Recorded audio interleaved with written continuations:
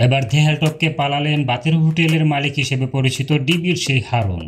ঢাকা মহানগর গোয়েন্দা ডিবি পুলিশের সাবেক প্রধান মোহাম্মদ হারুনুর রশিদ হজরত শাহজালাল বিমানবন্দর হয়ে পালানোর চেষ্টা করেছিলেন, কিন্তু তার আগে তাকে গ্রেপ্তার করা হয়েছে বলে শোনা যাচ্ছে। তবে সত্যতা নিশ্চিত করতে পারেনি কেউ। এর আগে তিনি পুলিশ সদর দপ্তরের দেয়াল টপকে পালিয়ে যান।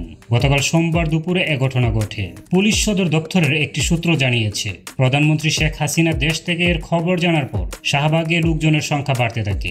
এর আগে হারুন দিনভর পুলিশ প্রধানের সঙ্গে ছিলেন, কিন্তু হাসিনার দেশ থেকে খবর পাওয়ার পর থেকে ওয়্যারলেসে তিনি কোনো নির্দেশনা দেননি। শেষে দুপুরে ডিবির হারুন পুলিশ সদর দপ্তর থেকে পালানোর চেষ্টা করেন। তিনি পুলিশ সদর দপ্তরের পূর্বে পাশে থাকা সিটি কর্পোরেশনের সীমানা দেয়াল টপকে সেদিকে চলে যান।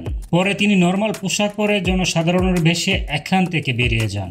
আরেকটি সূত্র জানিয়েছে, হারুন পুলিশ সদর দপ্তর থেকে বের হয়ে সোজা চলে যান হজরত শাহজালাল বিমানবন্দরে। সেখান থেকে পালানোর চেষ্টা করেন, কিন্তু তিনি ব্যর্থ হন। এ সময় সেনা সদস্যরা তাকে আটক করেন। তবে সেখান থেকে তাকে কোথায় নেওয়া হয়েছে তা জানা যায়নি।